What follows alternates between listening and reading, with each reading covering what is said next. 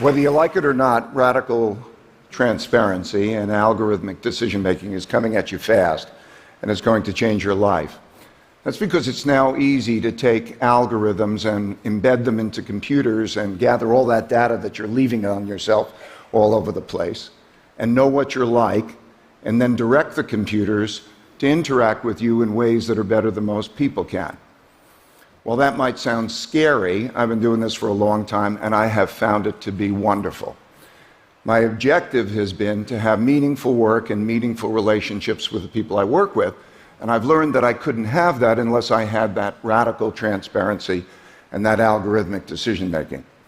I want to show you why that is. I want to show you how it works, and I warn you that some of the things that I'm going to show you probably are a little bit shocking.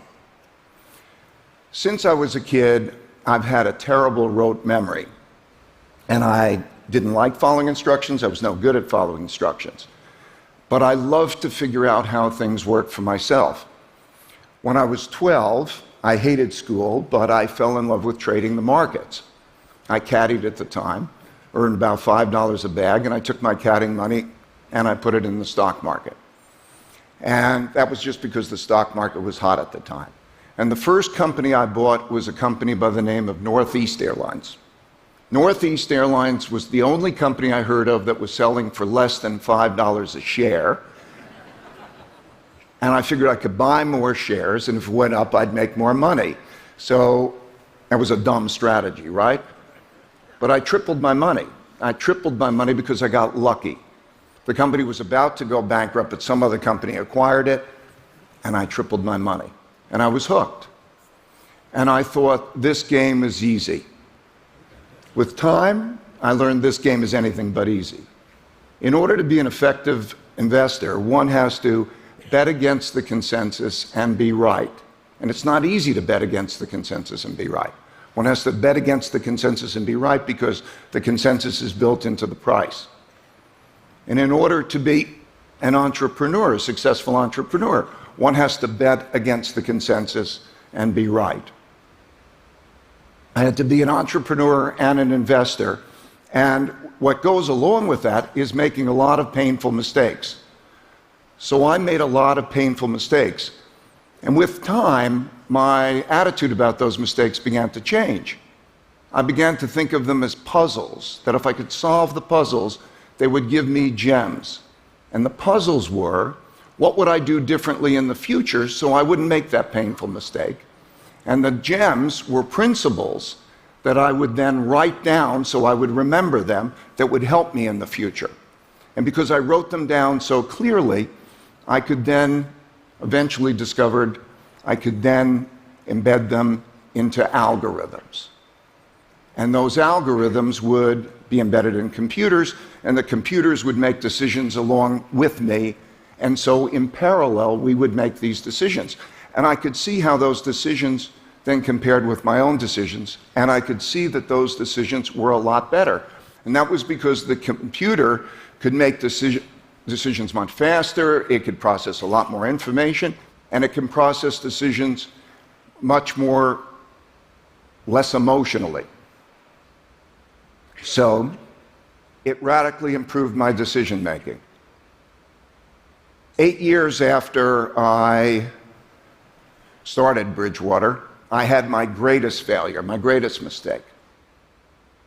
It was late 1970s, I was 34 years old, and I had calculated that American banks had lent much more money to emerging countries than those countries were going to be able to pay back, and that we would have the greatest debt crisis since the Great Depression.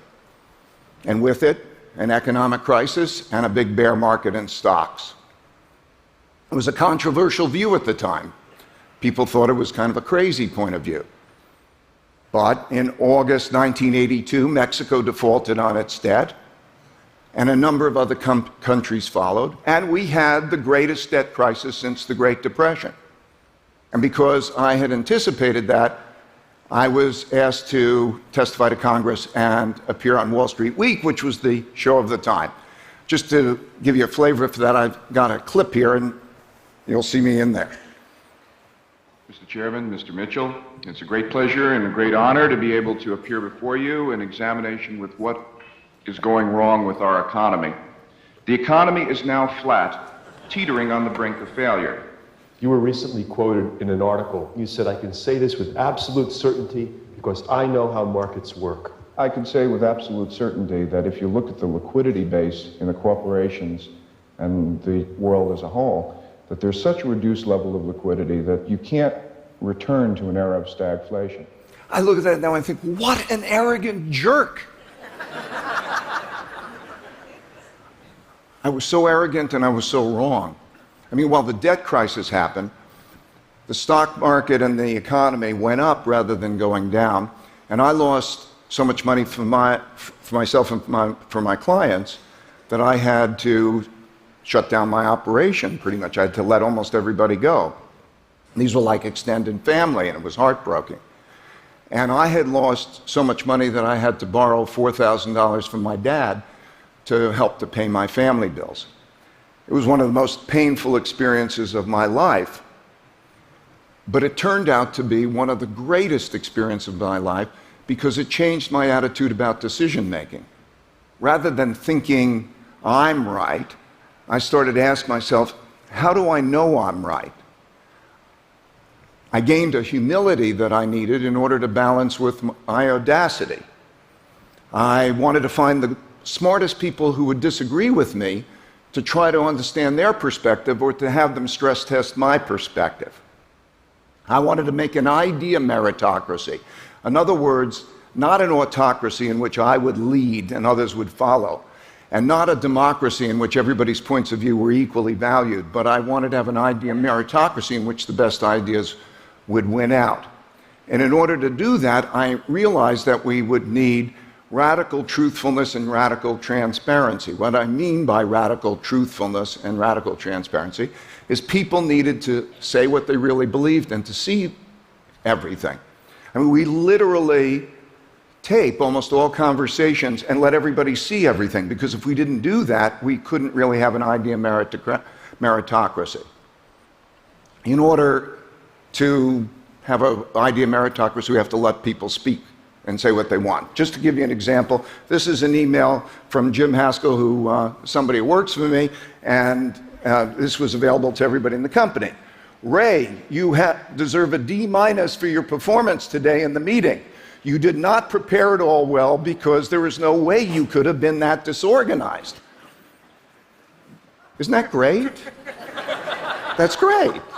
It's great because, first of all, I needed feedback like that. I need feedback like that. And it's great because if I don't let Jim and people like Jim to express their points of view, our relationship wouldn't be the same. And if I didn't make that public for everybody to see, we wouldn't have an idea meritocracy. So for the last 25 years, that's how we've been operating. We've been operating with this radical transparency and then collecting these principles, largely from making mistakes, and then embedding those principles into algorithms. And then those algorithms we're following the algorithms in parallel with our thinking. That has been how we've run the investment business, and it's how we also deal with the people management. In order to give you a glimmer into what this looks like, I'd like to take you into a meeting and introduce you to a tool of ours called the dot collector that helps us do this. A week after the US election, our research team held a meeting to discuss what a Trump presidency would mean for the US economy. Naturally, people had different opinions on the matter and how we were approaching the discussion. The dot collector collects these views. It has a list of a few dozen attributes, so whenever somebody thinks something about another person's thinking, it's easy for them to convey their assessment. They simply note the attribute and provide a rating from 1 to 10. For example, as the meeting began, a researcher named Jen rated me a 3, in other words, badly, for not showing a good balance of open-mindedness and assertiveness. As the meeting transpired, Jen's assessments of people added up like this. Others in the room have different opinions. That's normal. Different people are always going to have different opinions. And who knows who's right? Let's look at just what people thought about how I was doing. Some people thought I did well, others poorly. With each of these views, we can explore the thinking behind the numbers. Here's what Jen and Larry said. Note that everyone gets to express their thinking, including their critical thinking, regardless of their position in the company. Jen, who's 24 years old and right out of college, can tell me, the CEO, that I'm approaching things terribly.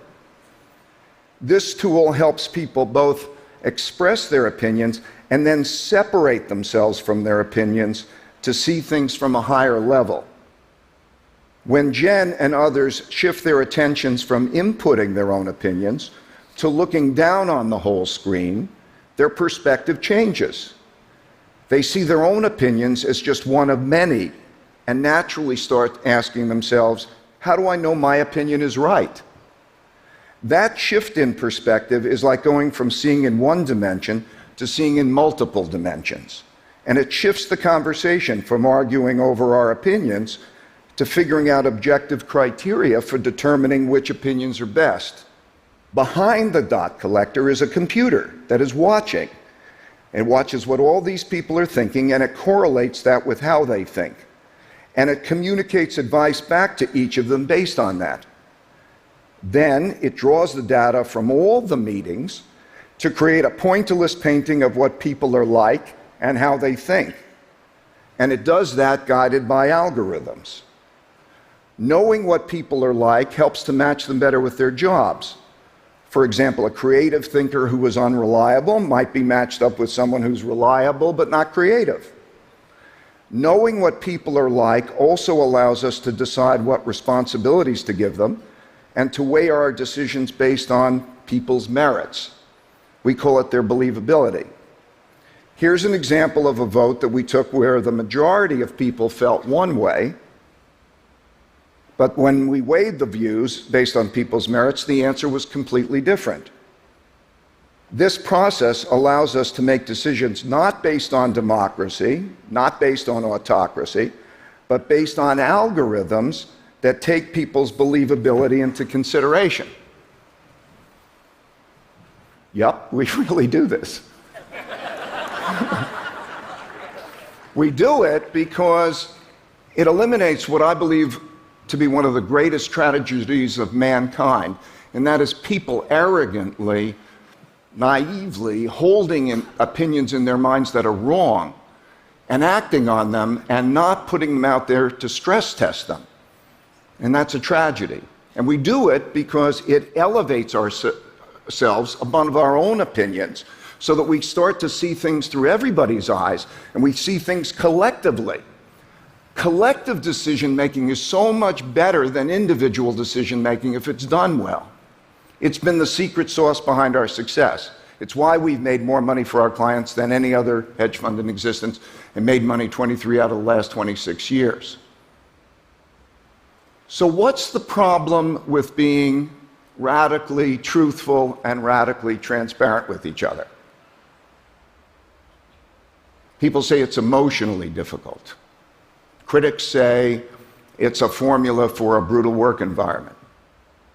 Neuroscientists tell me it has to do with how our brains are pre-wired. There's a part of our brain that would like to know our mistakes and like to look at our weaknesses so we could do better. I'm told that that's the prefrontal cortex. And then there's a part of our brain which views all of this as attacks. I'm told that that's the amygdala. In other words, there are two yous inside you. There's an emotional you and there's an intellectual you, and often they're at odds, and often they work against you. It's been our experience that we can win this battle. We win it as a group.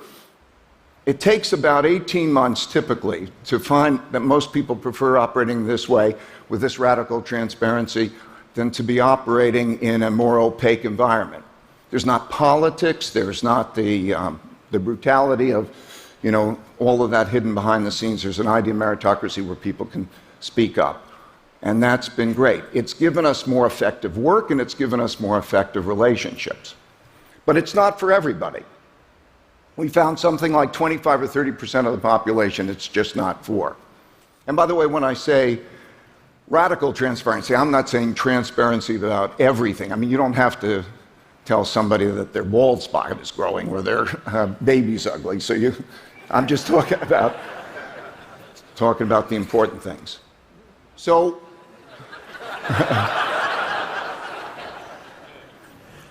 so when you leave this room, I'd like you to observe yourself in conversations with others. Imagine if you knew what they were really thinking. And imagine if you knew what they were really like. And imagine if they knew what you were really thinking and what you were really like. It would certainly clear things up a lot and make your operations together more effective. I think it'll improve your relationships. Now imagine that you can have algorithms that will help you gather all that information and even help you make decisions in an idea meritocratic way. This sort of radical transparency is coming at you, and it is going to affect your life.